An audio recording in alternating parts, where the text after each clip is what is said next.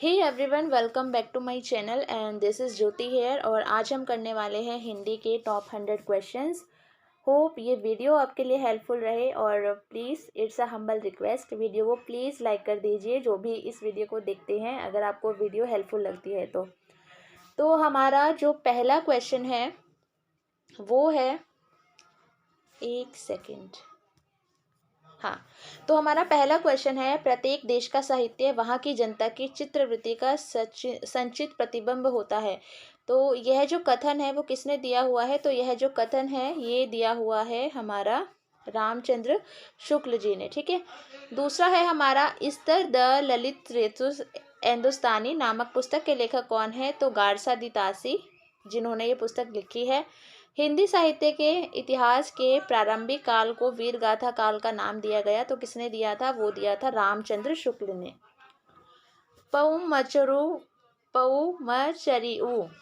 पौमचरिऊ नामक प्रबंध काव्य के रचयिता कौन है? तो स्वयंभू है। तो ये जो बुक्स वगैरह है ये थोड़ा सा इम्पोर्टेंट है, कोई निबंध हो गया या कोई कविता की पंक्तियाँ होगी तो ये पूछा जा सकता है, तो इसको नेग्लेक्ट मत कीजिएगा, थोड़ा ध्यान से कीजिएगा इसको। क्वेश्चन नंबर हमारा 5 है, आदिकाल में खड़ी बोली में काव्य की रचना करने वाले सर्वप्रथम कवि कौन थे? तो अमीर खुसरो, मोस्ट इंपॉर्टेंट क्वेश्चन है। उसके बाद हमारा जो क्वेश्चन नंबर 6 है, खड़ी बोली हिंदी का प्रथम महाकाव्य है। ठीक है, तो ये कौन सा है? प्रियवास। ठीक है, खड़ी बोली का प्रथम जो हिंदी का महाकाव्य है वो है प्रियवास। उसके बाद मलयालम किस प्रांत की भाषा है? तो मलयालम केरल की भाषा है, आपको पता ही होगा। उसके बाद है, निम्नांकित में से निर्गुण भक्ति काव्य का कवि नहीं है? तो निर्गुण भक्ति के कबीर भी हैं, गुरु नानक भी है, दादू दयाल भी है, केशव दास नहीं है। केशव दास मुझे बताइए किस कौन सी भक्ति कौल के कवि हैं, कमेंट सेक्शन में बताना। उसके बाद क्वेश्चन नंबर 9 है हमारा, जाति जाति पूछे न कोई, हरि को भजे सो हरि का होई। तो ये कबीरदास जी की पंक्तियां हैं। क्वेश्चन नंबर 10 है, हिंदी साहित्य के इतिहास में स्वर्ण युग की उपाधि से विभूषित काल है भक्ति काल है, मोस्ट इंपॉर्टेंट क्वेश्चन है।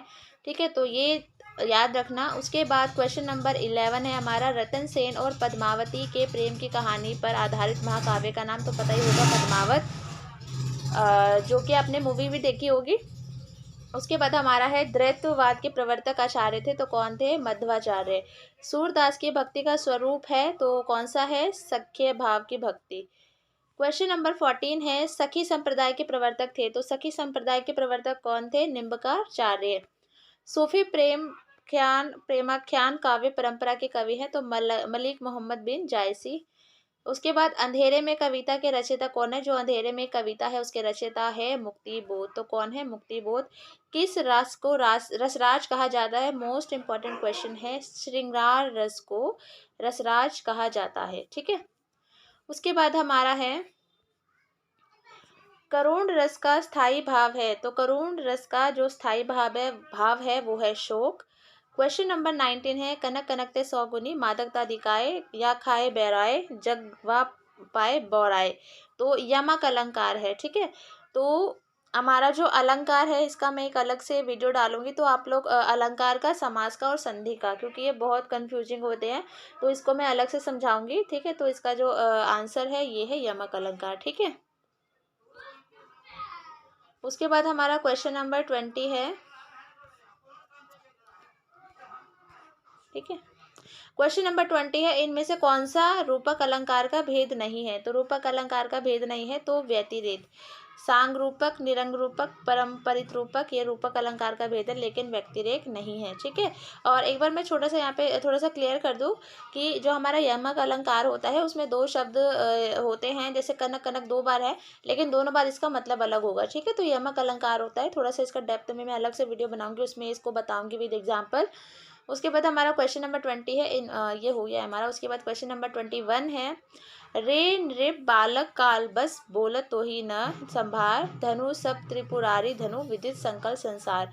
तो इसमें कौन सा रस है? रौद्र रस है। वैसे ये इतना इंपॉर्टेंट है नहीं, रस का हमारा आएगा नहीं, बट फिर भी अब क्वेश्चन में है तो आप लोग देख सकते हैं। उसके बाद है, कामयानी की नायिका है श्रद्धा, इसका आंसर है।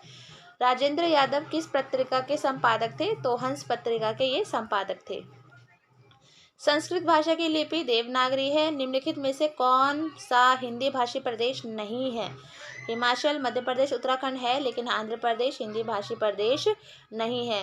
लोकायतन महाकाव्य के रचयिता कौन है? तो सुमित्रा नंदन पंत इसका आंसर है। रीति संप्रदाय के प्रवर्तक आचार्य थे, कौन थे? वामन।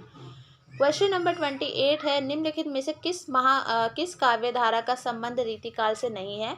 तो सूफी मत का संबंध रीतिकाल से नहीं है। राग दरबारी उपन्यास के लेखक है, तो कौन है? श्रीलाल शुक्ल। क्वेश्चन नंबर 30 है, कौन सा द्विवेदी योगीन कवि नहीं है? तो कौन है? धर्मवीर भारती। क्वेश्चन नंबर हमारा 31 है, पूस की रात मोस्ट इम्पॉर्टेंट है और सबको पता ही होगा पूस की रात कहानी किसने लिखी है? तो प्रेमचंद जी ने लिखी है। आचार्य रामचंद्र शुक्ल लिखित चिंतामणि है, तो वो क्या है? एक निबंध संग्रह है। निम्नलिखित में से कौन निर्गुण ज्ञान मार्गी काव्यधारा का कवि नहीं है? तो इसका जो आंसर है वो है कबीर। निज भाषा उन्नति है, ये बहुत इम्पॉर्टेंट है और ये मुझे याद भी है। ये जो दिया हुआ है इन्होंने एक छोटी सी जो कविता का एक अंश है, तो भारतेंदु जी ने ये कहा था। ठीक है, इसमें भाषा की इम्पोर्टेंट बताई गई है कि हमारी निज भाषा उन्नति है, कि हमारी जो खुद की भाषा होती है उससे हम उन्नति करते हैं और सब उन्नति का जो मूल होता है, जड़ वही होती है। तो बिन निज भाषा ज्ञान के मिटत न हिय के सूल। ठीक है, जो हृदय के जो भी जो सूल होते हैं या मतलब जो दुखड़े होते हैं, डाउट्स एक तरीके से लगा लो, तो वो नहीं मिटते हैं बिना निज भाषा के ज्ञान के। ठीक है, उसके बाद हमारा क्वेश्चन नंबर 35 है, आर्य समाज की स्थापना किसने की थी? तो ये पूछा जा सकता है, ये भूल मत जाना। तो राजा राजमोहन राय जी ने की थी। क्वेश्चन नंबर 36 है, निम्नलिखित में से द्रविड़ भाषा परिवार की भाषा है?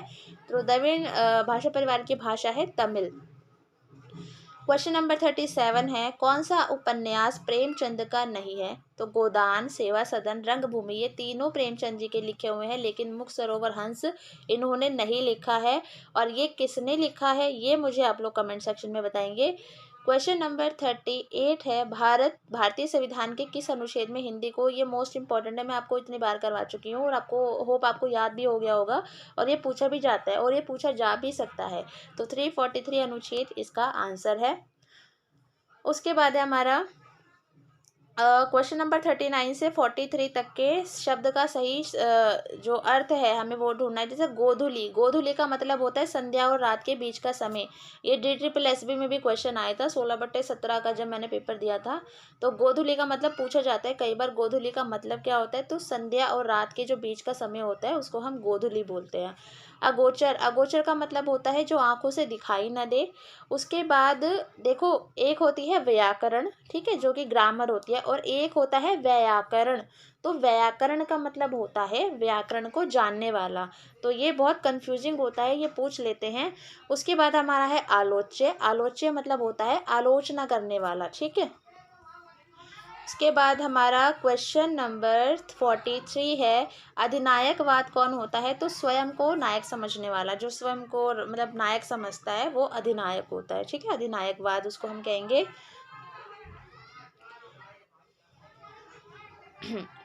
उसके बाद है हमारा क्वेश्चन नंबर 44 और 45 में कहावत के प्रचलित रूप का चयन कीजिए। ठीक है, कहावत देखिए, तो इसमें है, भजन करते समय कपास काटने लगे, ईश्वर भजन को कपास ले जाना, आए थे हरि भजन को ओटन लगे कपास।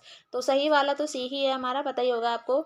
उसके बाद ये कहाँ राजा भोज कहाँ गंगू तेली, ये एक सही कहावत है। ठीक है, बाकी सारी गलत है। उसके बाद है हमारा क्वेश्चन नंबर 46 से 50, हमें लोकोक्ति के सही अर्थ बताने हैं।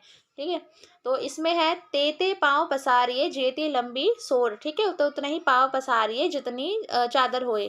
तो इसका क्या मतलब हो सकता है? चादर को पाँव तक ओढ़ना ये तो होगा नहीं, बिस्तर में पाँव फैलाते जाइए भी नहीं, तो सबको पता ही है कि सामर्थ्य के भीतर काम करना चाहिए।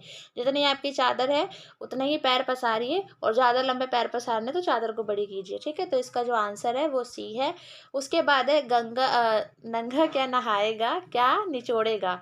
तो इसका आंसर सॉरी, इसकी जो मीनिंग हो जाएगा वो है, निर्धन से आर्थिक मदद की आशा नहीं की जा सकती, जो खुद ही मतलब गरीब है वो कैसे मदद करेगा। तो इसको हमें कहावत कहते हैं कि नंगा क्या नहाएगा और क्या निचोड़ेगा। ठीक है, उसके बाद हमारा है क्वेश्चन नंबर 48, दूध का जला छाछ फूक फूक कर पीता है, यानी एक बार धोखा खा लेने के बाद मनुष्य भविष्य के लिए सावधान हो जाता है।